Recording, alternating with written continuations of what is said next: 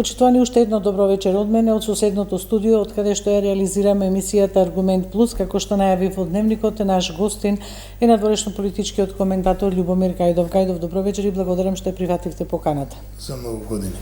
Дојдовме до крајот на годината, а ако па се навратам на почетокот, имаше многу барем умерен оптимизам дека војната во Украина и нели како се вика звекотот на оружјето, дека малку од малку ќе се смири, дека ќе доминира и ќе победи дипломатијата, меѓутоа еве и крајот на годината дојдовме, нема ништо од тие најави.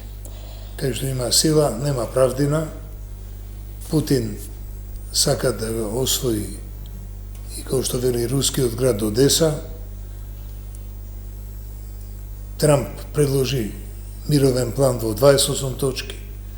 Европскиве поддржувачи на Зеленски тоа го модифицира, тоа Путин не го прифаќа и сега, еве прв доказ, Трамп не му дозволува на државниот секретар да дојде на самит, не на самит, на министерски состанок на НАТО во Брисел. Тоа е сериозна опомена за европјаните. Да не им дојде државниот секретар као нив го гледа. И вели Трамп, многу парти беше таму, ништо не направивте. Така, таму беше на ниво на Америка, беше практично присутна на ниво на заменикот министер. Заменикот дојде и се виде со нашиот министер. Така, со Муцунски денеска има средба, потврдено стратешкото партнерство. Тоа е втора лига. Да, што ви говори тоа? Еве, денеска Рубио имаше изјава дека зошто не успеале и овие преговори што се водеа во Москва американско-руски, некаде за 20% од Донецката област не можеле да постигнат договор. Значи, кој знае што уште има, мислам, таму. Путин сака ние слушаме да му нешто не дадат се бакшиш, разбира. Тоа што се уште не го освоил. Инаку неговите 4 првобитни барања фактички се усвоени, ја мислам. Во новиот устав на Украина да нема НАТО амбиции. Второ, денацификација. Сите бивши нацисти или нивните наследници да не се во власт. Трето, демилитаризација. Целото она големо оружје што Запад му го дал на Зеленски да го вратат назад. И четврто, бараше прво Крим да му го признаат. А сега Криму е, никој не го праша Крим, него овие 4 области кај што бара и цела Донецка област. Меѓутоа, според мене, она што најмногу го боли Путин, тоа се санкциите. И во тие 28 точки има една точка така тивка, дека ќе се амнестираат сите, значи Трамп сака да го амнестира Путин, за да му ги простат тие, како се вика, 300 милиарди, што сака да му ги земат. А што е тоа според мене? Тоа преку Путин сака да му се приближи на Си Џинпинг, зашто Трамп има уплав од Си Џинпинг. Тој му вели експлицитно, 27 година доаѓам на Тајван. Една има тука финта. Најблискиот остров до Тајван, на 10 километри, Кина веќе направила брза пруга 550 на час. Значи, спремна инвазијата. Так. И сега на Трамп најважна работа, каде да ги расее тие големи фабрики за чипови. Еве, во Скопје има една, во Штип друга. Значи, нема што да прават на Тајван, зашто Кина стално вели, Трамп е дел на Кина. Така. Дури и нашите сега имаше пред една недела, нели, што се сретнале со некои представници од Тајван, па потоа ги снема некако фотографиите од сајтот на Собранието и реакција итна од Кина. Циле го призна Тајван. Мене ми беше голема пријателка, кинеската амбасадорка. Дојде доле да ми звони, плаче, што е амбасадорке? Добив телеграма од Пекинг да се вратам, зашто прекинуваме односи. Како прекинуваме? Ја не знаев. Македонската влада ја признала владата на Тајван. За наја волшебна 1 милијарда што не ја видовме. Така. Па некој може би ја видел, ние не ја видовме, меѓутоа тоа знае само има сега точно, да. Само Баба Анџа знае тоа само. Така, точно, кај нас обично како Бермудски триаголник кога станува збор за големи пари, што нема веќе во оваа Македонија сме се изнаслушали, а не сме виделе. Бившиот министер за надворешни работи Антонио Милошевски, што имал историска привилегија со Кондолиза Рајс на 7 мај 2008 да потпише договор за стратегиско партнерство со Америка, тој си дозволи да прими тајванска делегација некој представништво од Рим. Така. Колега Гајдов, што очекувате ви и вториот обид за мировно поседување на Соединетите Американски држави? Извесно е дека нема да биде успешно, а може би да биде, да видиме дали ќе има дополнително договарање околу, што рековте вие, санкциите кои што се тежат, како што рековте, 300 милиарди заробени во Белгија. Заробени се таму во белгиските банки. Верувате ли дека Путин е спремен да се откаже од тие или не? Путин е победник, тоа веќе го велат големи американски функционери. Бившите неколку најважни советници за национална безбедност, генерали, тие велат, војната одамна е завршена. Само никој не му кажал на Зеленски. А Зеленски фактички имаше шанса во Истанбул, дека беше договорот направен, да го потпише, дојде оној талентон од Лондон Борис Џонсон, наш колега филозоф, и рече не потпишувајте. А тамо беше само Крим. А сега уште 4 покрајни веќе анектирани со одлука на рускиот парламент. И сега Путин сака цел Донецки регион да го земе. И че го земе за уште 20% од Донецката област. Тоа Рудио го има цел да ја освои Одеса и да ја затвори Украина, да ја направи ко Македонија континентална држава, што нема излез на море. А тоа е за Украина катастрофа. Така. Од друга страна гледаме дека воинствената реторика меѓу европските лидери не престанува. Еве на сите состаноци за НАТО како опција плюс се смета дека можеби некоја од земјите, односно Путин ќе го испроба, како да кажеме, употребата на членот 5 од повелбата за НАТО од Северноатлантскиот договор, дека се ближи тој момент. Еве како ви стојат работите? Пред некоја година имаше една конференција на НАТО овде во МНР. Ја бев тамо 6 часа зборува против Путин и против Русија. А председаваше помошник генерален секретар на НАТО. Ја на крај прашам: вие адмирали, генерали, министри, значи елита, ја ги прашам, вие се правите на улави дека пред неколку дена во Канада на самитот на Г7 Путин рече каков Г7 ја ќе правам Г3 со Русија и Кина.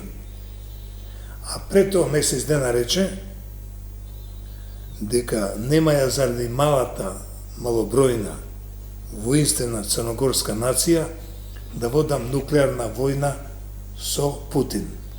Тој меѓу редови рече дека член 5 не важи.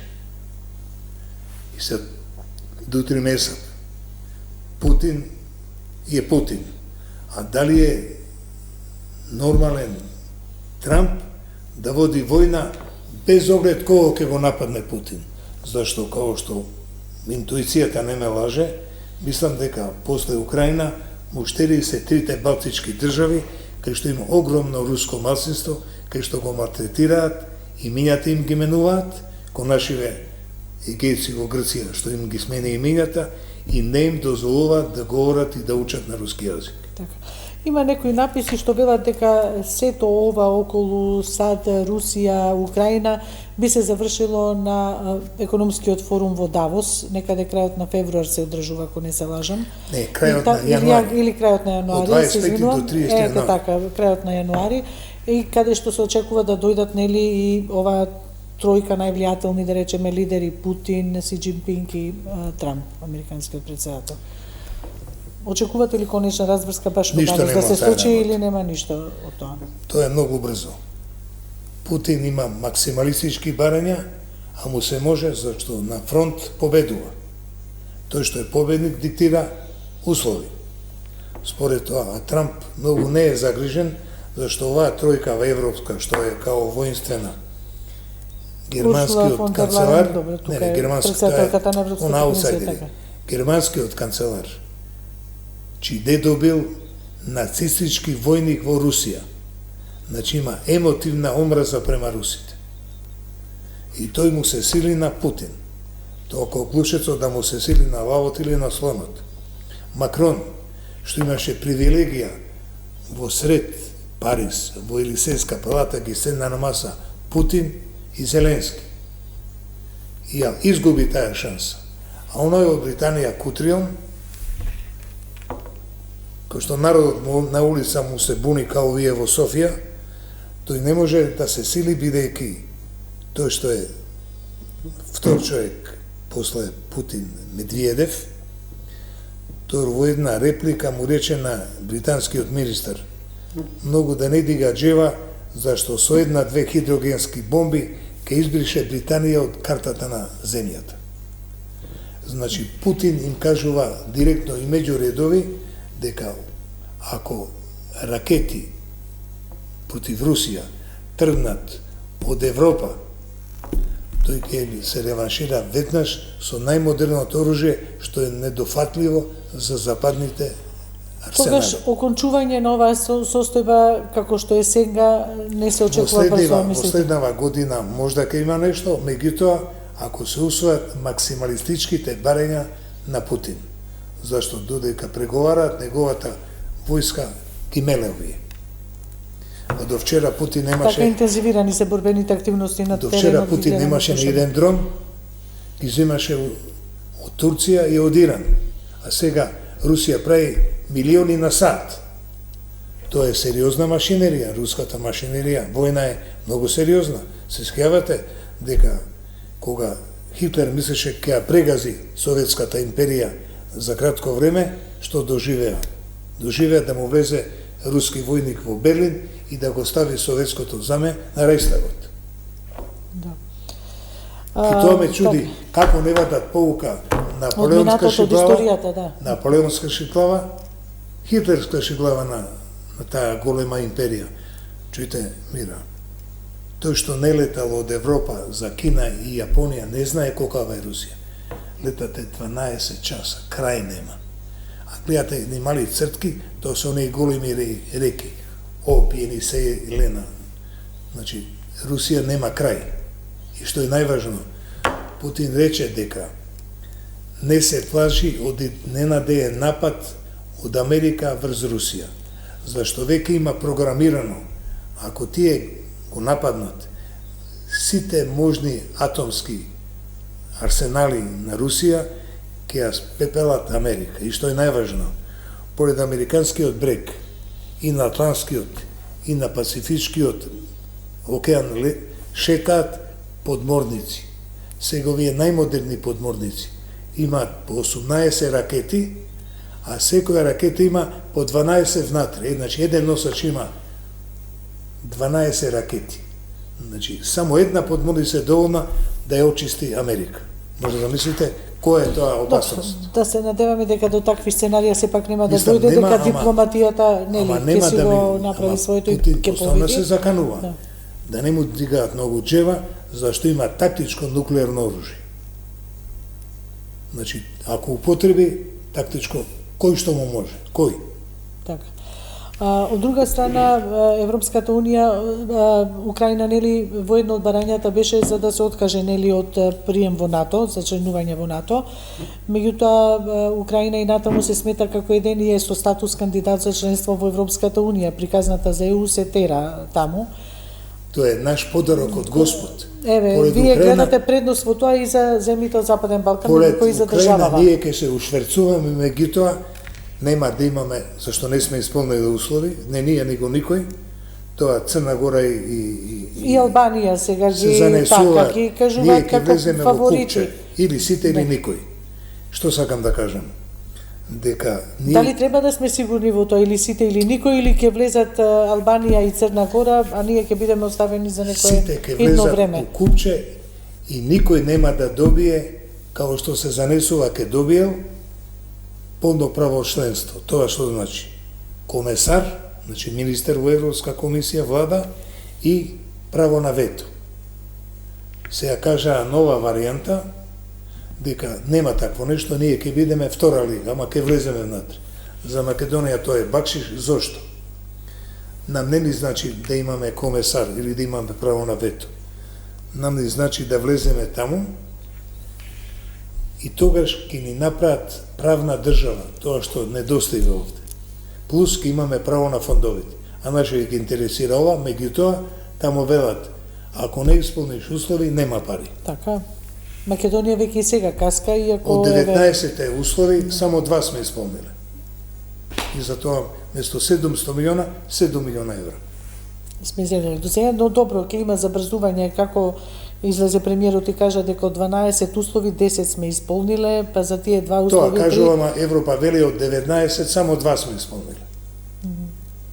Така, бескрупулозна Европската Унија и кога станува збор за извештајот за напредокот, малтене на магарешка кута не става. На конференцијата во Братислава кажа службено, она што мене ми се подбива, ти велиш, измислуваш 30 година. Рекоа, 30 година ќе влезе Западен Балкан, уште не беа комбинација Молдавија и Украина. 6 милиарди ќе има фонд, 2 милиарди бакшиш, 4 милиарди по успех. И од тие пари ние сме добиле 700 милиони. Просто е аритметика. Добро, може би ќе се забрза сега темпото на реализација на реформите, но... Тоа знае само баба Вања. Да. Ја не знам. Да. Еве, кој, како го, не го предвидувате, него како го антиципирате овој процес на приклучување кон Европската Унија? Од друга страна слушаме благонаклоно сега повторно од европејците дека Западниот Балкан мора и треба да влезе дел од Европската Унија, се трудат од петни жили што сега да објаснат што значи членството во Европската Унија, дека сме сите заслужни да бидеме во тоа огромно семејство, меѓутоа од друга страна слушаме за огромни влијанија во регионот, за кинеско-руско влијание. Може ли кинеското и руско влијание, за кое говорат и нашите официјални представници, да го помати нешто тој курс на земјите од регионов? Путин на Балканот годишно вложува за пропаганда 3 милиарди долари. Тоа е огромна пара. И мислам дека има овде наши... Ова се официјални податоци, така предпоставам, да. Пишува на интернет, кој чита латиница, има на интернет. Што сакам да кажам? Кина има окупирано Србија, Кина има 5 фабрики за електрични автомобили во Унгарија.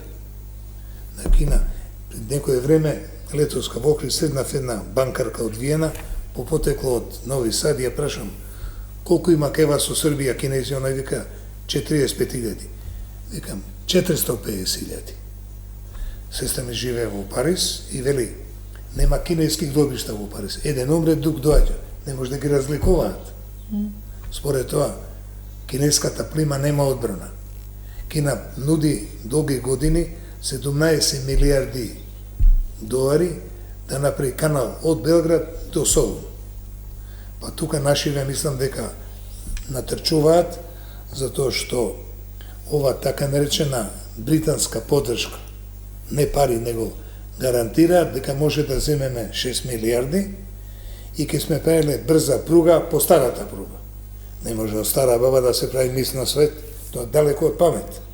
А тие француски проекти за интегрален развој на долина на Вардар, на Вардарската долина, точно. Да. Тоа се 12 хидроцентрали, значи на место да увезуваме да плаќаме 90, 100, 200 милиона, евра за увоз на струја, ние ќе бидеме извозници. Плюс таа брза пруга што ја даваат, ама да вози Куманово, Свети Николе, Штип, Струмица, Гевгелија. Не по Вардар, тамам работа. Зашто ние единствена работа што имаме сега е Вардар.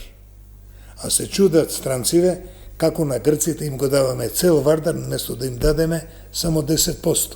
Тоа се милиарди долари годишно бакшиш. Ако направиме таква глупост, по долина Вардар да правиме брза, така наречена брза пруга, што не може, јас сум учен градежништво, не може на тие кривини и на тие косини нагоре надолу да се прави брза пруга. Пардон, далеко од памет. Па добро, сигурно дека тие низ Вардар нема да ја пуштат брзата пруга, туку покрај Вардар.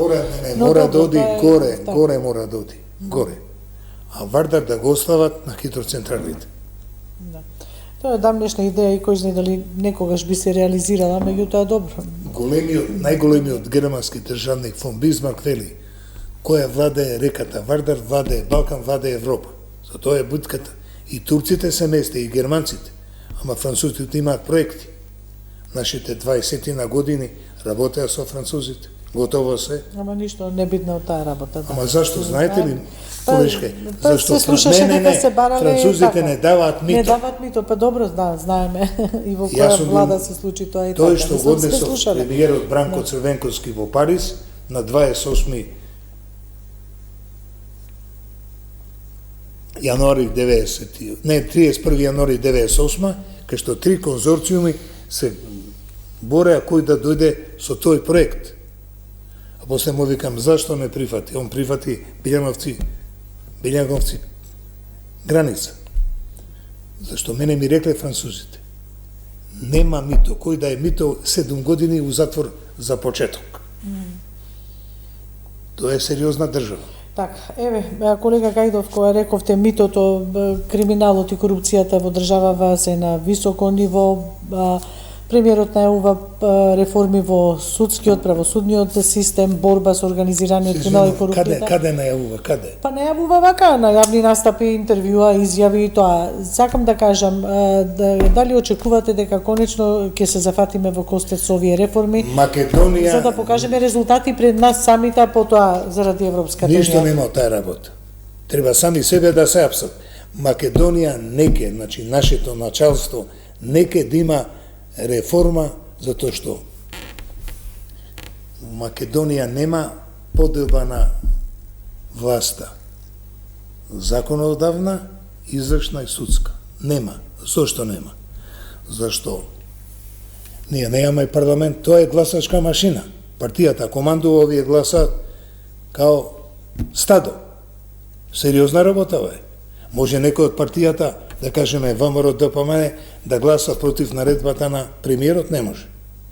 Значи, немаме парламент, а парламентот прави судство, суди и бира.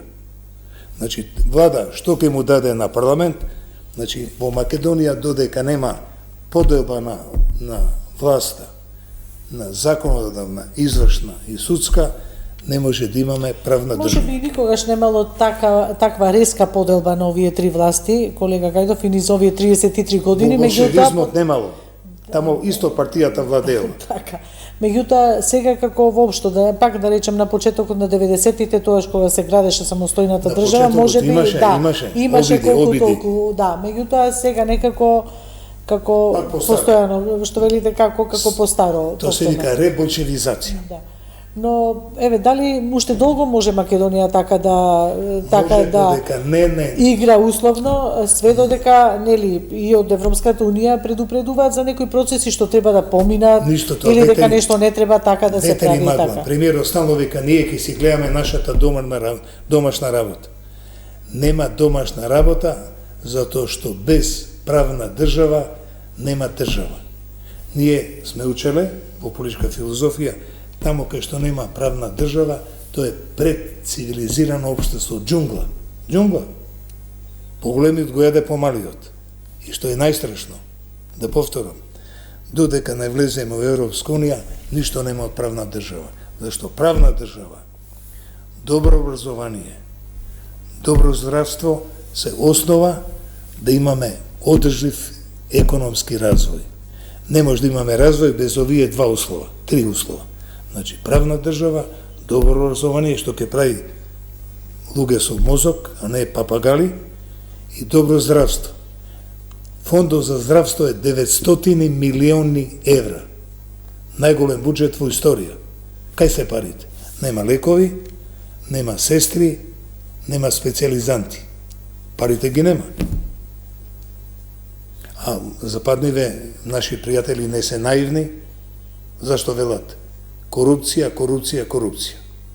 Значи, нема ништо од чистење на корупција, зашто се продолжи истата работа како што беше и порано. Но дали Европа ќе се согласи па така да си земе болка во себе, проблем да си земе, ако не интегрира и нас внатре со нереформирани овие области што ги споменавте и многу други? Големото зло се вика Кина, Русија, од тој уплав ќе влеземе не во Европска унија. Ама тамо кој ќе не внесат, има стап. Морковот е малечок, а стапот е голем. И мислам дека во таа ситуација нашиве челници, лидери, ќе видат дека стапот има два краја. Не може да го лажат народот цело време. Еве од Европската унија и сега нагласуваат и во извештајот дека Македонија не може, дека тие се подготвени за таа втора меѓувладена конференција и тоа, меѓутоа Македонија што треба да направи е уставните измени да се донесат, дека нема заобиколни патишта или без тоа да се случи ние да напредуваме кон Европската унија. Ние пак бараме некои гаранции од македонска страна, или уставните измени да се случат на крајот на процесот, пред самото примање. Европа не е виновна. Еве, што Македонија потпишала два протокола што се антимакедонски. Значи му се дозволи на тој хирурго за дебело црево да потпише договор што е антимакедонски. Го прашаат зашто ваков договор потпиша? Он дрско вели: не можам да ги бранам македонците. И на тоа му одговори во една емисија. Значи, он е наследник на балистите, на фашистите, што со Бугарија делеа Македонија уште од 7 април 1940 година, кога во Виена Хитлер и Мусолини се договорија како да ја поделат Македонија. Тоа е трагедијата. Не е виновна Европа и тоа не е француски предлог. Во име на Франција, во име на Европска унија, Франција го даде предлогот. И тоа како? Некој вела дека е бугарски предлог, дека бил пишуван на Бугарија. Во март месец на самит на Европска унија во Загреб, премиерот Бојко Борисов гласа Македонија да почне преговори. Ко се врати во Софија, овој сега талентов што сега е дига нацијата, рускиот пилот Румен Радев, ја собра владата кај себе у кабинет и направија соопштение со 20 барања под кои Македонија би почнала. 20. Од кабинетот на Румен Радев отидоа во собрание во протоколот што го донесува. И тоа собранието го усвои. Кога види Америка дека со низините интереси се играат, ги стегна во опрените и од тие 20 услови не се признава, ништо не се признава во име на Европска унија, што рече Макрон. Да нема фашизам, да ги не ги именуваме фашисти, а тие се фашисти, не окупира, не национализира и не анектира. Второ, да немаме говор на омрза и бугарите во устав. И тогаш му рипна главните бугарски шовинисти на Румен Радев: ти си будала, вика, па како може да бараш да ги ставиме бугарите у македонски устав, значи меѓу редови признаваме дека има македонци. Да, тие така гледаат, мислам, делот јавноста таму, да. Многу едноставно. Да. Не очекувате, значи, тој процес да заврши, што значи дека ние не би ги почнале формално преговорите од тој тип. А како ќе не внесат, пак не знаме веќе како што вие тврдите. Никој условите на Балканот.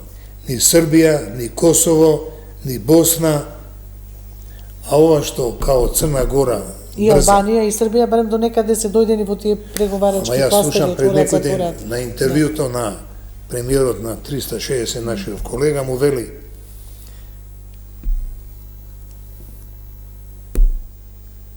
обвинителство за организиран криминал има фонд од 20 милиони евра, а кај вас има милион евра.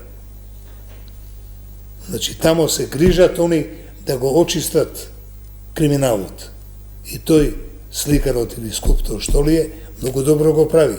Меѓутоа има две работи што не смеме да ги заборавиме. Еди Рама направи голема американска база војно-поморска. Тоа не е наивно. Не, апсолутно не е наивно. Со своите покровители италијанците направија логор за бегалци. Значи има најде двајца сериозни поддржувачи.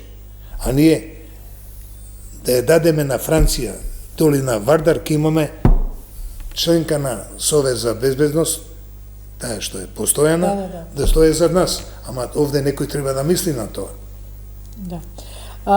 Што очекувате, како тогаш ние би го туркале процесот? Од своја страна, председателката Силјановска-Давкова се вели насекаде во Европа се зборува нели за војна и за тоа во време кога се зборува за војна нема простор, нема време за реформи да се прават. Индиректно посочи дека реформите поврзани со тешко дека ќе Што има везе нашиве реформи со војната Украина? Што има врската? Да. Па добро, беше ставено во тој контекст.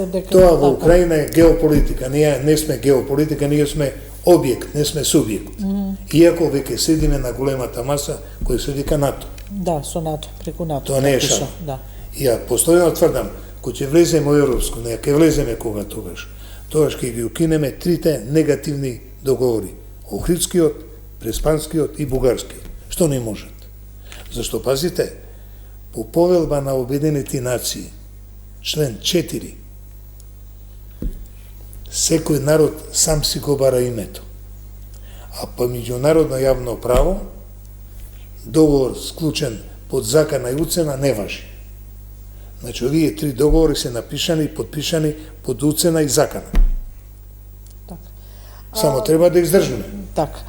Се движиме полека кон крајот на емисијата. Го споменавте вие Бујар Османи, министер за надворешни работи, сега за евроинтеграциите назначен е Беким Сали, само треба нели формалната процедура во собрание да нека да се лева нога. Беким Сали зашто толку лекари така Беким Сали надворешната политика, добар што мислите? Стоматолог. Да.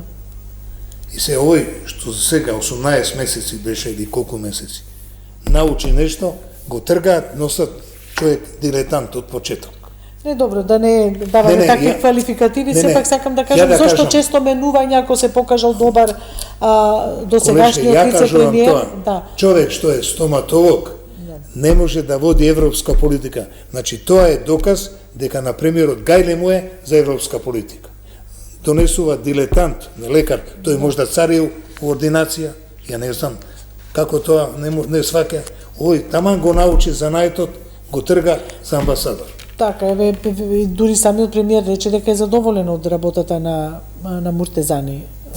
Меѓутоа на вице-премиер за европски прашања, затоа и така, има во јавноста нели знак прашалник зошто го менува ако е добро, ако добро ги движи процесите. Колубеници ги бера, што сака прави, он е цар, султан. Рековте дека без образование, здравство, судство не може да има силна и економски развој и силна држава на тоа. Да. Мислев вие на почетокот некаде на неделава во Нова Македонија напишавте колумна што се однесува нели на образованието, философикација на образованието, предуслов за хуманизација на македонското општество. Тоа е мојата беседа на денот на филозофијата, наш ден на филозофијата е 3-тиот четврток во ноември под УНЕСКО. И јас пред тоа во една друга телевизија одушевен што Мицковски бил на празијада во Струмица, реков кога нашол време да оди на празијада, веројатно ќе дојде кај нас да види што е филозофикада. Меѓутоа не дојде. А он што не дојде и не министерката што прима плата да научи што е тоа филозофија на образование. Зашто без логика и етика нема човек, а без човек нема општество. Тука сме некаде до крајот на емисијата, ме предупредуваат од режијата. Благодарам за овој разговор. Претпоставувам ќе биде последен до крајот на годината. Ви имавме во текот на целата година, некои прогнози се обистинија, некои не, но затоа сме тука да коментираме и да ги разгледуваме и актуелните состојби надвор од Македонија и во регионот и кај нас тука. Благодарам уште на целата екипа. Така, ви благодариме и вам и ние исто ви посакуваме среќна нова година, иако има уште 3 недели до тогаш, 4, меѓутоа брзо поминува времето. Благодарност до вас и до нашите почитувани гледачи. Довидување.